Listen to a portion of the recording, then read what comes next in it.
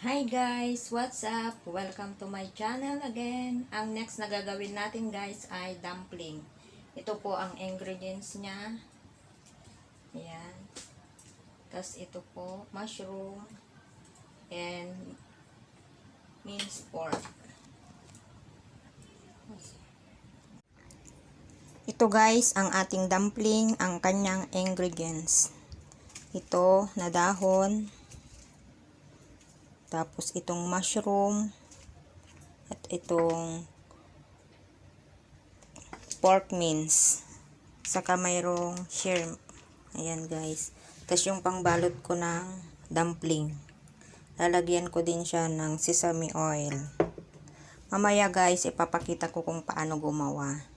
Hihiwain ko po muna itong mga lahok niya. Ito. Later guys, ipapakita ko. Ito guys, ready na po ang ating dumpling. Nahiwa-hiwa ko na po ang gulay, ang hipon, at ang mushroom. Ito po ang pork mince. Dito ilagay na po natin.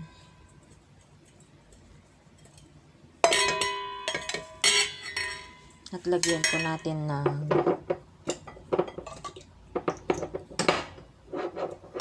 kunting sesame oil. Ito po ang pangpalasa.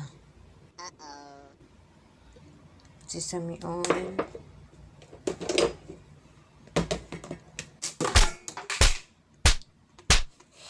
Sugar po.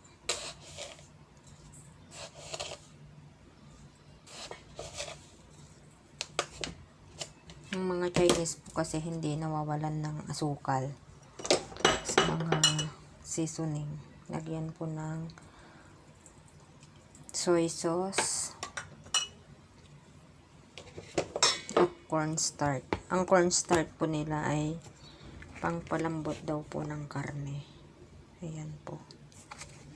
Lagyan natin ng 3. Maliit lang po naman. Ayan, 3 kutsarita. Saka naglalagay pa rin po ng cooking wine. Ito po. Lagyan ko lang po ng kaunti. Ayan.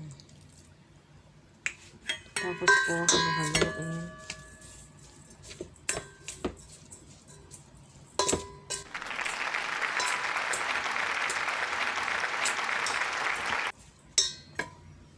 Saka po ilagay itong mushroom.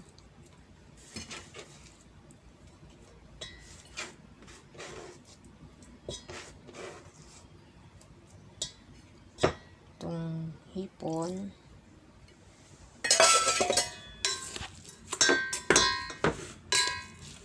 Halu-haluin po.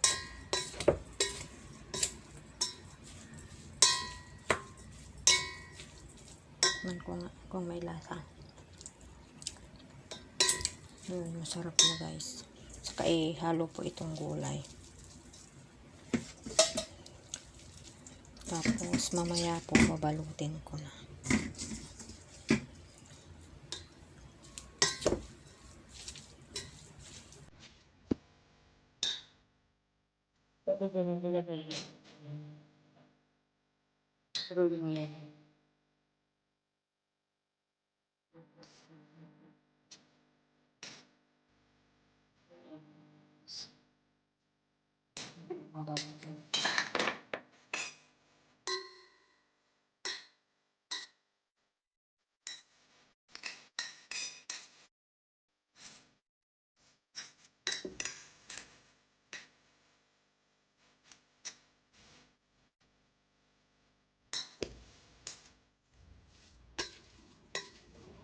Ayan guys. Ito yung pangbalot guys. Later ipapakita ko po yung paano pagbalot. Okay, next po. Bago balutin guys, yung paglalagyan mo, lagyan mo ng cornstarch para hindi po magdikit-dikit. Ayan guys. Ganito lang guys. Ayan. dito po ilalagay yung dumpling para hindi po siya magdikit. Magdikit-dikit. Yan guys, gagawa na po tayo. Ito guys, start na po tayong gagawa ng dumpling.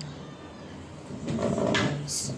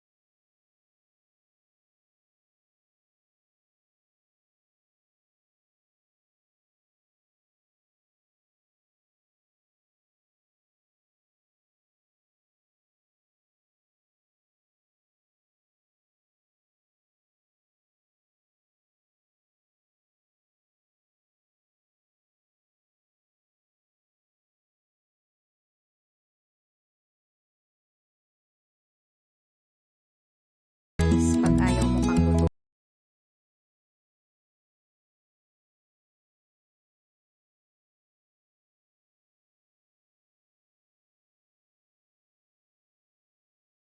luto, ayun guys. Lalagyan ko po muna ng tissue at mamaya ko pa po iluluto ha. Mamayang gabi. Ayan po guys. Finish po ang pagbagawa ng dumpling. Mamaya po iluluto ko na po. See you later guys. Fried dumpling.